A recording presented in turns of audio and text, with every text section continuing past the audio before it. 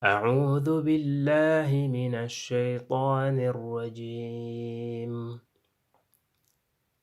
شهر رمضان الذي أنزل فيه القرآن هدى للناس وبينات من الهدى والفرقان.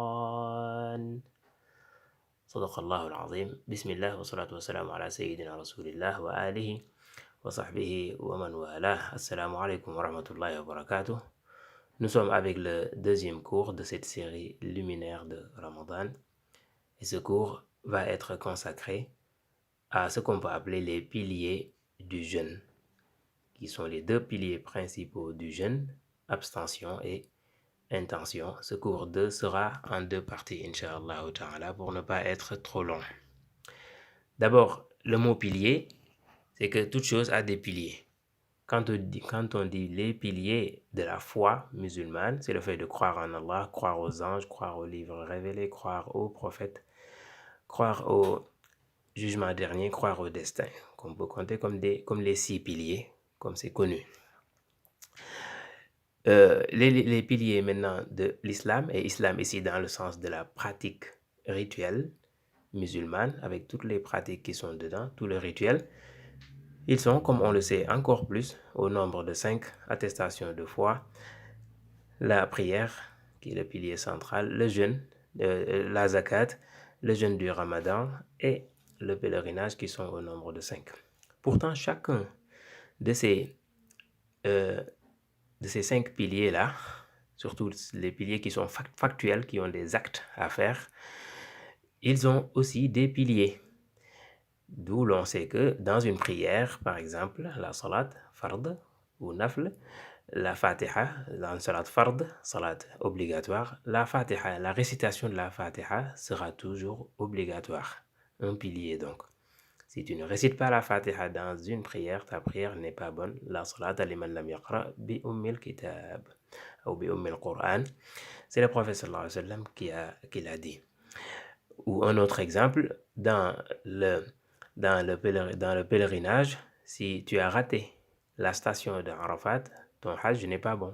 Parce que ça, c'est le pilier central du hajj, et ainsi de suite. Le ramadan aussi, euh, ces piliers principaux, on peut dire que ce sont les deux là, qui sont l'abstention, donc le renoncement à un certain nombre de choses, et l'intention. Maintenant, l'intention peut parfois être euh, considérée non pas comme un pilier, mais comme une condition. Qu'est-ce que la différence entre pilier et condition? Charte et rukn. Un charte, donc une condition, souvent condition d'obligation ou condition de validité, c'est que tant que tu n'es pas dans un état prédéfini, ton, ton accomplissement du rituel ne peut même pas être recevable. Exemple, tant que la personne n'est pas musulmane, son jeûne ne peut pas être valide. Ici, donc, le fait d'être musulman on l'appelle pas un pilier, rukn, on l'appelle une condition. Pour aller vite, c'est des exemples comme ça pour mieux comprendre la notion de pilier ici. L'abstention, c'est al-imsak, le fait de se retenir, de ne pas manger, ni boire, ni avoir des plaisirs charnels, ni faire ce qui ressemble à manger ou boire, mais qui n'en est pas. Exemple de fumer, avec le fait que c'est haram déjà. Exemple, le fait de vapoter, comme on dit de nos jours, donc les cigarettes électroniques. Exemple aussi, euh, boire quoi que ce soit, ou bien faire passer à l'estomac, ou bien à la gorge déjà, quoi que ce soit qui, interdit ou pas, peut rentrer dans ta gorge en matière de solides, des corps solides et des corps qui sont liquides. Certains gaz aussi, dans certains cas, sachant que par défaut, le- les gaz qu'on ne peut pas éviter, exemple la femme qui fait à manger, la vapeur de la marmite qu'elle renifle sans le faire exprès quand même, juste un peu comme ça, ne gâche pas son jeûne, comme on le sait. Donc ici, par défaut, abstention, c'est l'imsak, le fait d'éviter de faire passer à la gorge tout ce qui est matière, donc surtout les solides et les liquides, ça gâcherait le jeûne. Donc, l'abstention ici, le fait de s'abstenir de cela pendant toute la journée à partir de l'aube jusqu'au maghreb, c'est ça le jeûne. Et l'intention, il faut que l'intention aussi accompagne cette abstention-là, il faut qu'elle la précède aussi. Donc, qu'on formule l'intention dans la nuit, dans une partie de la nuit, n'importe où dans la nuit, à partir du maghreb jusqu'au fajr, qu'on formule l'intention que demain on va jeûner. Et l'intention, c'est dans le cœur. On n'est pas obligé de le dire, de la prononcer. Évidemment, il y a des avis de certains savants qui considèrent qu'il faut la prononcer et ainsi de suite, mais l'avis le plus communément retenu pour faciliter et simplifier, c'est que on n'est pas obligé de la prononcer. Si on la prononce, par contre, ça ne gâche en rien du tout le jeûne. Ça peut même être un plus s'agissant de la personne si elle se sent plus apaisée à prononcer l'intention. L'intention, c'est de dire demain, j'ai l'intention de jeûner ce mois, donc ce jour, Ramadan, ou bien c'est 30 jours, c'est 29 ou 30 jours qui vont venir dans Ramadan, je le fais pour Allah. Parce que c'est une obligation, ainsi de suite, ainsi de suite. Mais donc, le cours là va être sur deux parties. Et ici, sur cette première partie, on veut surtout insister sur la notion d'abstention à travers Ramadan et ses bienfaits et aussi sa valeur devant Allah subhanahu wa ta'ala. Et la deuxième partie de ce cours numéro 2 sera au sujet de l'intention, Inch'Allah ta'ala. Allons lire donc un texte qui a été préparé, que nous avons préparé à ce sujet. Définition du jeûne dans l'idée de renoncement, dans l'idée d'abstention. Ici, renoncement, c'est l'abstention. Jeûner, c'est le fait de s'abstenir, c'est-à-dire de renoncer consciemment et volontairement à toute nourriture, à toute boisson, à tout plaisir charnel, conjugal, donc avec sa femme, et d'autres choses semblables, tout le long de la journée, à partir de l'aube jusqu'au coucher du soleil, conformément aux prescriptions fixées par Allah subhanahu wa ta'ala à travers les enseignements de son livre et de son messager, de son prophète Sayyidina Muhammad sallallahu alayhi wa sallam. Donc c'est ça en général la définition du jeûne dans l'idée de renoncement. On voit que ici le principal c'est de renoncer, c'est de s'abstenir, c'est de l'abstention, de l'abstinence pour dire que je ne vais pas faire tout ceci. Manger, boire, ainsi de suite, avoir des relations charnelles, je le fais parce que je veux, parce que Allah me l'a ordonné et il n'y a que ça qui peut faire valider mon jeûne. Avec intention, donc préalable dans la nuit. Quel est le but du jeûne? Le but normatif du jeûne est l'acquisition de ce qu'on appelle at-taqwa. Parce que Allah dit dans les versets qu'on avait cités récemment, si vous vous rappelez dans le dernier cours, Allah dit subhanahu wa ta'ala, ô vous qui êtes croyants, ya ayyuhallazina amanu kutiba alaykum siyamu kama kutiba ala allazina min qablikum, le jeûne vous a été prescrit comme ça a été prescrit sur les peuples qui vous ont précédés avant vous, ainsi atteindrez-vous le taqwa, auriez-vous le taqwa. Le taqwa ici il n'est pas traduit, mais on avait dit que c'est donc la piété, la crainte d'Allah subhanahu wa ta'ala. C'est pas seulement l'idée de crainte, mais c'est l'idée d'éviter tout ce que Allah subhanahu wa ta'ala nous a interdit. Même si cela même n'est pas motivé par la crainte, mais ça peut être motivé par l'espoir. Et ça peut être motivé par le fait qu'on aime Allah, donc on ne peut pas lui désobéir. Donc l'idée de taqwa.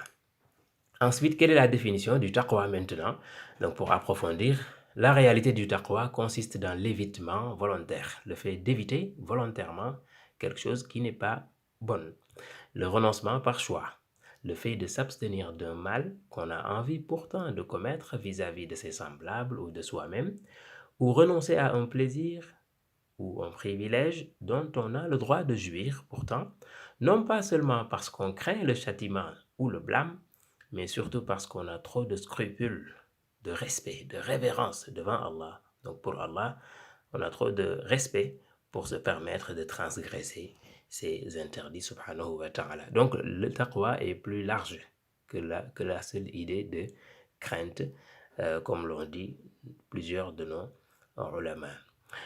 Pourquoi le Ramadan est l'école idéale pour l'apprentissage du renoncement volontaire? Le Ramadan et le jeûne rituel en général est l'école type où s'apprend cette abstinence volontaire, car tout ce dont le musulman s'abstient lors du Ramadan est en réalité un ensemble de choses qui lui sont normalement permises. Il s'abstient donc de choses halal, manger, boire à midi, ainsi de suite, les choses halal, Ça, c'est halal. Ça, c'est permis par Allah. Et pourtant, le musulman y renonce volontairement. Parce qu'Allah lui a dit d'y renoncer pendant 29 jours. Donc, il s'abstient par choix, volontairement, sans être surveillé ni contraint par aucune autorité terrestre. Cette abstention volontaire vis-à-vis des jouissances licites constitue pour lui un atelier où il se forge à mieux s'abstenir des jouissances illicites, d'où l'on voit la très forte corrélation que le prophète sallallahu alayhi wa sallam a établie entre le jeûne comme adoration et le bouclier, l'idée de bouclier comme armure, al-junnah en arabe. Parce que c'est un hadith du prophète sallallahu alayhi wa sallam où il dit as-sawmu junnah, le jeûne est un bouclier, quelque chose qui te protège, et on va en développer encore dans la phrase suivante. Donc, toutes les choses dont le musulman s'abstient quand vient le ramadan, en fait, c'est des choses auxquelles il a le droit. Donc, le ramadan ici, c'est un atelier dans le sens où Allah lui dit, par exemple, cette nourriture, elle est halal, tu y as droit pour toujours, d'habitude. Maintenant, ce mois-ci, j'exige sur toi que tu ne la manges plus. Et puisqu'elle est licite et tu ne la manges plus, ça te donne plus de facilité à ce qu'après le Ramadan, tu ne vas jamais manger quelque chose qui n'est pas illicite, quelque chose qui est illicite. C'est un atelier, un apprentissage, un stage. Pareil, pour la boisson. Si tu n'as plus le droit de boire, disons, du Coca-Cola pendant le Ramadan, parce que Allah t'a dit de ne pas le faire, tu t'abstiens de ça, pourtant c'est licite, c'était halal. Après Ramadan, tu as plus de capacité et de facilité et de compréhension que tu ne dois pas boire ce qui est illicite, qui est par exemple l'alcool.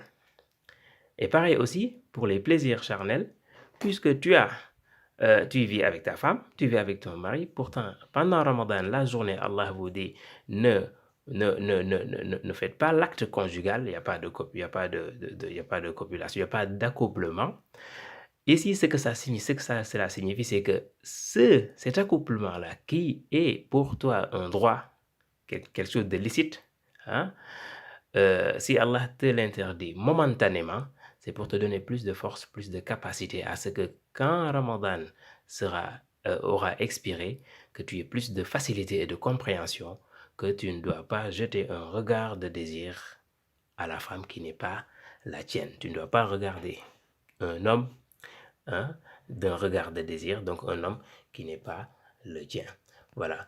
Donc ici, on continue dans cette idée en disant, car la fonction d'un bouclier, junnah, dans le hadith du prophète sallallahu alayhi wa sallam, d'un point de vue objectif, c'est avant tout de parer les coups de ton nafs, de contrer les attaques de shaitan, d'encaisser les charges adverses, voilà, de te protéger, bref, d'éviter les blessures. Et c'est plutôt des blessures morales, pas seulement des blessures physiques.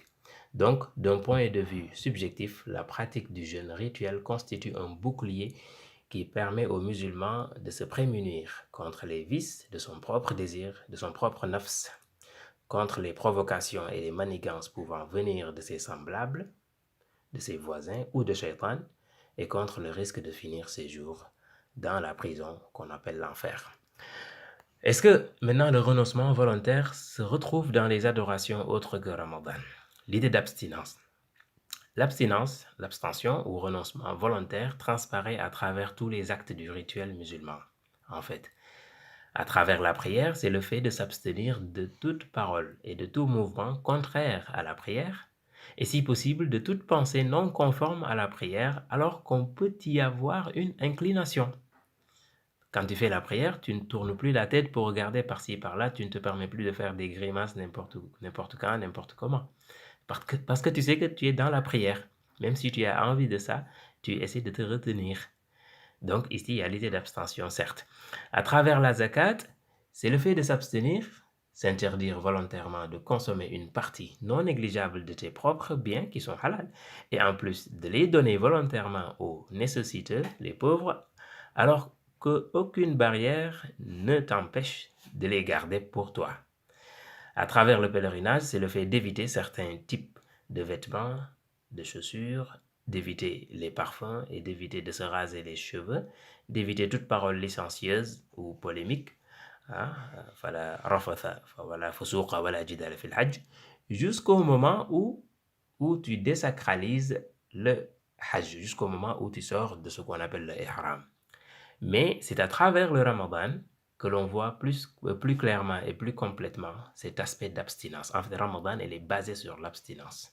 Alors que dans la prière, l'abstinence, l'abstention y est, dans une certaine mesure, le hajj pareil, la zakat comme on l'a dit, mais le ramadan, elle est que ça en fait. C'est de l'abstention pour adorer Allah subhanahu wa ta'ala.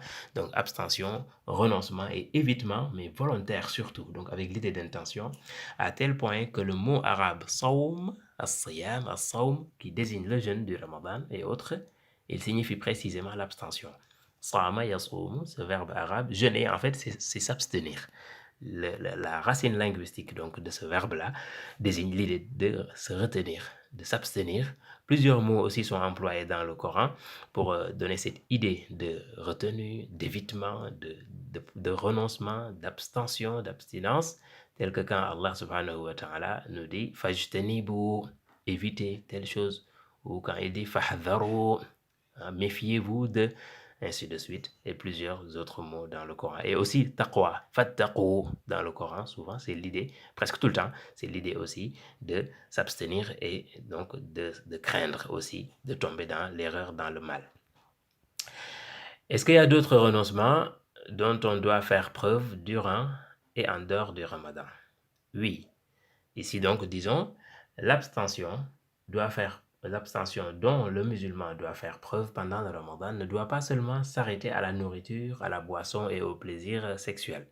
Bien au-delà, il s'agit aussi d'éviter de proférer, d'écouter ou de partager toute parole malsaine, soit verbalement en direct comme ça ou dans les réseaux ou au téléphone, toute parole malsaine ou moralement impropre, c'est ce que le prophète sallallahu alayhi wa sallam a appelé qawlu zour, tel que la médisance, voilà, parler sur le dos des gens, la calomnie, créer des histoires, des rumeurs pour monter les gens les uns contre les autres, le mensonge, le faux témoignage, le vocabulaire vulgaire, voilà, grivois ou licencieux, les insultes, les jurons, les gros mots, tout ça, les rigolades excessives aussi, tout en restant agréable bien sûr et ouvert envers ses voisins.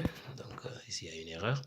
C'est le sens du hadith où le prophète sallallahu alayhi wa sallam nous dit « Quiconque ne s'abstient pas des paroles malsaines et des actes qui en découlent, alors Allah n'a aucun besoin à ce que cette personne s'abstienne de manger et de boire. Man lam yada' qawla az-zuri wal 'amala bihi, falaysa lillahi hajatun fi an yada'a ta'amahu wa sharabahu. » Donc disons, cet effort d'abstinence verbale, ici, ce n'est plus physique, mais c'est verbal, c'est la parole.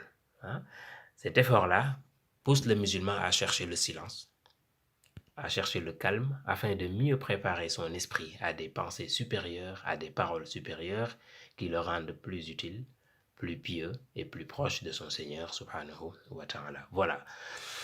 Est-ce que le renoncement volontaire maintenant, sans accomplir de bonnes actions, peut suffire pour sauver le musulman?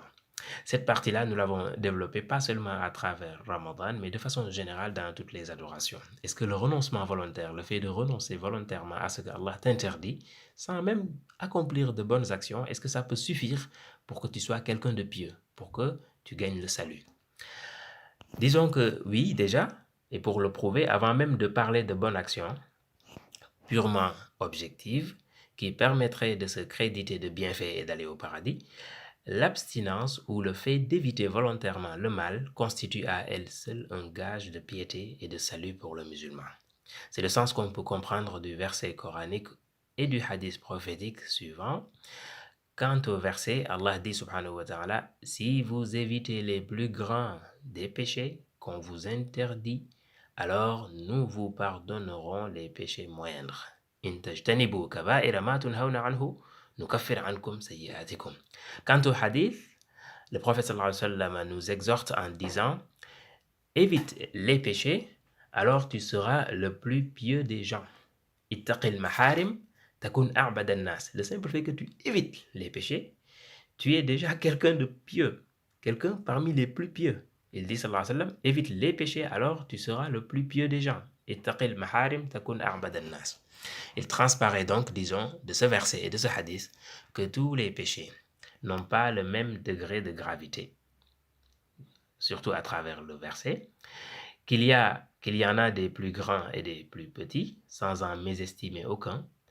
Il transparaît aussi que l'effort d'éviter les plus grands péchés nous garantit le pardon d'Allah subhanahu wa ta'ala sur les plus petits qu'on aurait commis par erreur ou par relâchement, et qu'enfin, même si on ne réalise pas une grande quantité de bonnes œuvres, al-a'mal al-saliha, le simple fait d'éviter les péchés suffit pour se rendre un adorateur d'Allah exemplaire, reconnu et attesté par Allah et par son messager, sallallahu ta'ala alayhi wa sallam. Si comparaison il y avait maintenant entre le renoncement volontaire aux interdits et l'accomplissement des bonnes actions, الترك والفعل ترك المحرمات وفعل الصالحات, s'il y avait comparaison entre ces deux, lequel des deux serait prioritaire sur l'autre, tout en reconnaissant la nécessité des deux en même temps? Ici, en réponse, disons que s'abstenir des interdits coraniques, des interdits canoniques qui sont dans le Coran, dans la sunna du prophète sallallahu alayhi wa sallam, en totalité, est tout à fait possible. Quand Allah nous interdit quelque chose, c'est possible qu'on s'en éloigne complètement, absolument. C'est-à-dire que le musulman est tout à fait capable d'éviter les grands péchés qui lui sont formellement interdits par le législateur. Ça, on le précise parce que on entend parfois des gens dire que on ne peut pas éviter subhanallah, de dire qu'on ne peut pas éviter d'être, c'est-à-dire de faire des péchés, ainsi de suite. Ils cherchent des excuses souvent. Alors que donc ici, nous insistons pour dire que tout ce qu'Allah nous interdit, en fait, parce que nous avons la capacité, si on fait des efforts, nous avons la capacité de nous en éloigner, de l'éviter. Et à l'opposé, s'agissant des injonctions, des ordres à exécuter, le musulman est juste tenu de faire le maximum de lui-même. Maximum, bien sûr, mais juste le maximum. Il n'est pas tenu de tout faire. Quand il a fait le maximum, fattaqullaha mastata'tum, là, il est déjà exempté. Même si, il ne faut pas extrapoler cela sur les obligations qu'Allah a rendues. Donc, sur nous, c'est que s'il t'a chargé aussi de faire la prière, c'est qu'il sait que tu peux le faire. Tu peux la faire. Si tu as chargé une obligation quelconque, c'est que tu en as la capacité. Mais, s'agissant maintenant des actes qui ne seraient pas obligatoires, mais juste recommandés, même si tu ne faisais pas tout cela, alors que tu as fait l'effort d'éviter tout ce que Allah t'a interdit, mais tu as déjà fait ce qu'on te demande. Donc c'est ce sens-là qui transparaît dans le hadith du prophète sallallahu alayhi wa sallam, donc rapporté par Sayyidina Abu Hurairah radiyallahu anhu, où le prophète sallallahu alayhi wa sallam dit: ce que je vous interdis, arrêtez-le, c'est-à-dire absolument. Et ce que je vous ordonne de faire, faites-en le maximum que vous pouvez. Le prophète sallallahu alayhi wa sallam, il parlait la plupart du temps comme ça: ma amartukum bihi fa'tu minhu mastata'tum. Ce que je vous ordonne de faire, faites-en le maximum que vous pouvez. Les obligations, il faut les faire, toutes. Mais, s'agissant des recommandations, ce qu'on appelle des sunan, tu fais le maximum que tu peux. Sachant que tu ne pourras pas tout faire. S'il y a des gens qui peuvent tout faire, c'est qu'ils sortent du lot, c'est des gens très spéciaux. Mais, s'agissant des interdits, il faut tout laisser. Il n'y a pas d'excuse du tout. Donc, sallallahu alayhi wa sallam, il dit: ma nahaytukum anhu fantahu. On peut affirmer donc, en se basant sur ce hadith, qu'on est bien plus excusable à manquer d'exécuter certains ordres, même formels, qu'à s'aventurer à transgresser un seul interdit formel. Naam. Ensuite, dans la continuité, d'où la règle générique de Usul. Donc, Usul, c'est l'ensemble des enseignements et des déductions qu'on tire des textes législatifs de l'islam, le Coran, les hadiths du prophète sallallahu alayhi wa sallam, avérés et vérifiés, sur lesquels on se base. Les ulama spécialistes se basent pour sortir des règles génériques qu'ils peuvent appliquer pour finalement statuer sur une question donnée, notamment les questions nouvelles, ainsi de suite. Donc, il y a une règle de Usul qui dit: le fait de prévenir le mal est prioritaire sur le fait de produire le bien.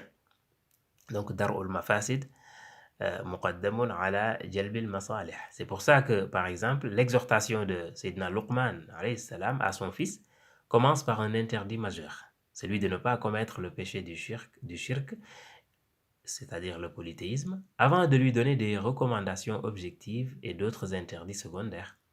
Autre exemple, c'est en matière de parole, Allah subhanahu wa ta'ala exhorte les épouses du prophète sallallahu alayhi wa sallam en commençant par leur dire quel genre de parole il faut éviter avant de leur dire quel genre de parole il faut dire. Il leur dit subhanahu, si vous êtes pieuses, ne soyez pas trop complaisante dans votre langage, afin que celui, un homme dont le cœur est malade, c'est-à-dire l'hypocrite, ne vous convoite pas. Et tenez un langage décent. Donc ici, on voit qu'il y a d'abord interdit de dire de mauvaises paroles avant d'ordonner de dire de bonnes paroles. L'interdit prime ici. L'interdit, en fait, est plus important que les recommandations.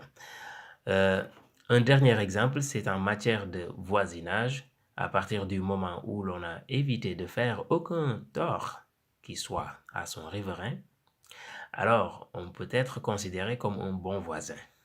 Même si on n'a jamais fait aucun bien objectivement à ses voisins, tel que de leur rendre visite ou de partager avec eux un même repas, de les inviter ou de donner des cadeaux ou de veiller sur leurs biens pendant leur absence ou autre civilité du vivre ensemble, parce que ici, le fait d'éviter le mal, donc d'éviter de tout faire pour éviter de faire du mal à tes voisins, déjà tu es un bon voisin, même si tu n'as rien fait d'objectif vraiment pour leur rendre service. D'où le prophète sallallahu alayhi wa sallam disait hein, que dans un hadith, wassalam, il dit Wallahi la yu'min, Wallahi la yu'min. On lui a dit qui donc, ya Rasulallah? Il dit je jure que celui-là n'est pas croyant, n'est pas vrai croyant. Je jure que celui-là n'est pas vrai croyant. On lui a dit mais qui donc, ya Rasulallah? Il dit man la ya'manu jaruhu bawa'iqahu. La personne dont le voisin n'est jamais à l'abri de son mal, de sa violence, et ainsi de suite. Enfin, on peut conclure et résumer. C'est pas la conclusion de cette partie. Déjà, on est à 27 minutes, mais on va essayer de mettre tout ça là-dedans pour ne pas faire 3 parties, si vous permettez. Donc, enfin, on peut conclure et résumer cette partie en disant ceci. Le début de l'adoration chez le musulman, c'est de tout faire pour connaître et s'abstenir des interdits de la charia, afin de créer un périmètre de sécurité où l'incidence du mal, si elle ne disparaît pas totalement, est en tout cas de plus en plus rare, ce qui donne plus de facilité à multiplier les œuvres de bien. Maintenant, le renoncement est un devoir permanent chez le prêcheur. Cette partie-là, je vais la laisser. Elle ne concerne pas trop le thème, donc à travers le Ramadan, mais elle est importante. On va la laisser pour peut-être une prochaine fois ou dans un autre cours, Inch'Allah ta'ala. Maintenant, importance du renoncement volontaire dans le cheminement spirituel. J'espère que c'est ceci la conclusion. Inch'Allah. Oui, presque. Dans le cheminement spirituel du musulman, donc renoncer à ses propres désirs est la voie royale dans le cheminement spirituel. C'est pour ça que l'abnégation, la remise en cause de soi, la sobriété dans les jouissances et l'effacement face aux privilèges et aux distinctions socio-culturelles et aux honneurs, bref, ce qu'on appelle en arabe az-zuhd, a toujours été un pilier central de l'éducation morale qu'on appelle tazkiyatun nafs, qui n'a pour but que la recherche de la perfection spirituelle, ce qu'on appelle tarqiyatun nafs, tarqiya, dont les porte-étendards sont les voies du tasawwuf, qu'on appelle les tariqas, à condition quand même qu'elles soient dignes de ce nom, car conformes au Coran et à la sunna du prophète sallallahu alayhi wa sallam. Sinon, elles ne peuvent pas être représentatives de cette tazkiyatun nafs-là. C'est ce à quoi nous appellent les versets du Coran. Les versets coraniques suivants, quand Allah subhanahu wa ta'ala dit « Et pour celui qui aura redouté de comparaître devant son Seigneur et préserver son âme de la passion, le paradis sera alors son refuge. Wa amma man khafa maqama rabbih wa naha an-nafsa 'anil hawa » Donc il y a l'idée d'abstention par rapport au nafs, par rapport aux jouissances du nafs.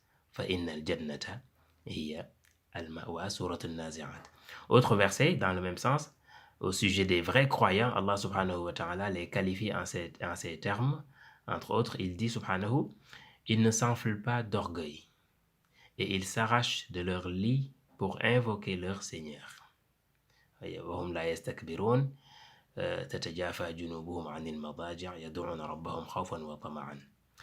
Tout cela désigne donc le renoncement au plaisir et ou du moins leur modération et l'abnégation volontaire vis-à-vis des distinctions, des célébrités et des honneurs. Maintenant, incommensurabilité de la récompense du renoncement volontaire.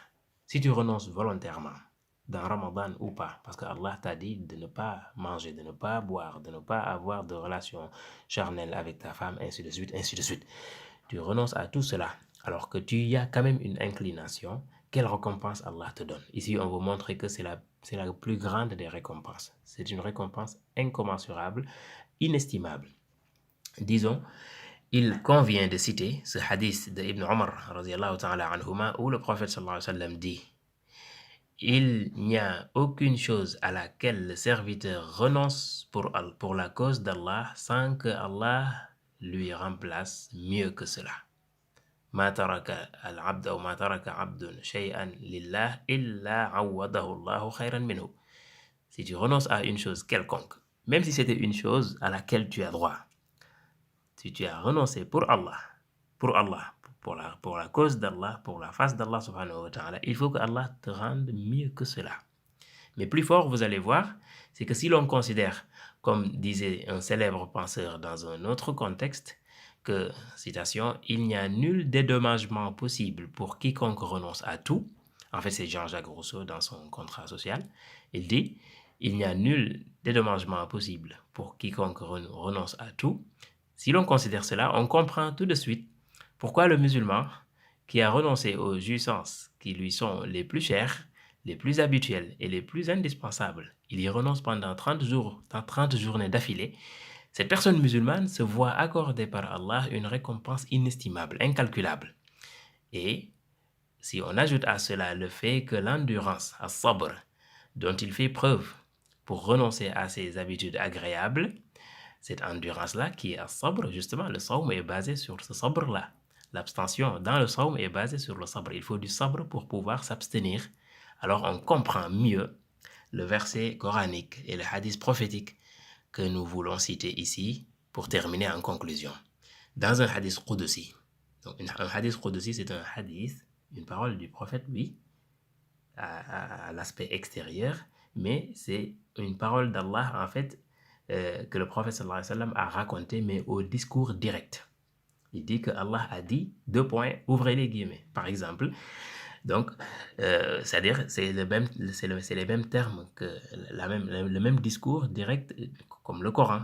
Dans le Coran, c'est Allah qui parle. Mais un hadith qudsi, la différence, c'est que on ne le considère pas comme du Coran. C'est pour ça que tu ne peux pas le réciter dans une prière, par exemple. Mais c'est la parole d'Allah à travers le prophète sallallahu alayhi wa sallam. C'est ce qu'on appelle hadith qudsi.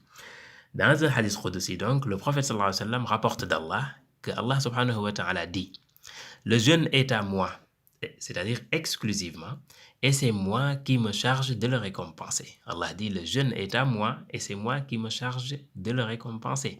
As-sawmu li wa ana ajzi bihi. Le jeûne, c'est à moi, Allah, et c'est moi qui me charge de le récompenser. Bien sûr, toutes les adorations sont à Allah. Pourquoi ici il met en évidence le jeûne pour dire que c'est à lui, subhanahu wa ta'ala? Les ulama ont dit que justement parce que le jeûne est une adoration qui, d'habitude, il est difficile d'y trouver, par exemple, des inclinations vers l'ostentation. Ceux qui font de l'ostentation, ils peuvent faire ça devant les gens, prier pour que les gens les voient, les estiment, ainsi de suite, donner la zakat ou faire des sadaqas pour que les gens les estiment. Tout ça, ça peut arriver. Mais pour le jeûne, d'habitude, il n'y a pas du tout de voie, de chemin vers l'ostentation. Il n'y a pas de place pour l'ostentation dans le jeûne, en tout cas en général, la plupart du temps.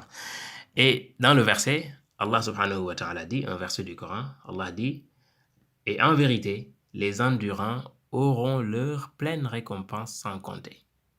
Subhanallah, Allah dit: les endurants, as-sabirun, je leur donnerai leur récompense sans compter. Innama yuwaffa as-sabiruna ajrahum bighayri hisab.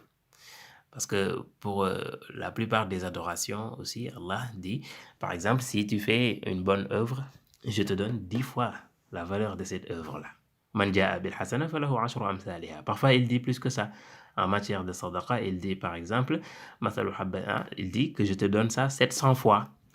مثل الذين ينفقون أموالهم في سبيل الله كمثل حبة أنبتت 7 سنابل في كل سنبلة 100 حبة. Ainsi de suite. Et après, il dit Wallahu yudha'ifu liman yasha. Allah, il peut te donner plus que ça, plus que 10, plus que 700, plus que. Mais pour le sabr, l'endurance, la patience pour Allah, et j'ai dit que la patience est le substrat, la base de l'abstention dans le saoum, Allah dit si tu es endurant, je te donne ta récompense sans compter. Donc, il faut le mettre en corrélation avec le hadith al-Qudusi, as-sawmuli wa ana ajzi bihi, le jeûne c'est à moi, Allah, c'est-à-dire exclusivement, et c'est moi qui me charge de le récompenser. Donc, on s'arrête là, Inch'Allah ta'ala, en nous excusant de ne pas avoir tenu promesse sur la longueur de l'enregistrement, et en annonçant que la partie 2 sur 2 de ce deuxième cours sera consacrée à l'intention du jeûne, à l'intention du Ramadan et les détails qui y sont, quelle est l'heure à laquelle il faut faire l'intention, dans quelle modalité, quelle façon de faire l'intention et quel genre d'intention serait invalide. Et du coup, le jeûne serait invalide. Tout ça, c'est bon à savoir, mais on avance petit à petit, Inch'Allah ta'ala. Donc, excellente prière divine sur notre bien-aimé Sayyidina Muhammad sallallahu ta'ala alayhi wa sallam, sa famille, ses compagnons et tous ceux qui les ont suivis dans le bien. والحمد لله. اللهم صل على سيدنا محمد الفاتح لما أغلق والخاتم لما سبق ناصر الحق بالحق والهادي إلى صراطك المستقيم وعلى آله حق قدره ومقداره العظيم والله تعالى أعلم. الحمد لله.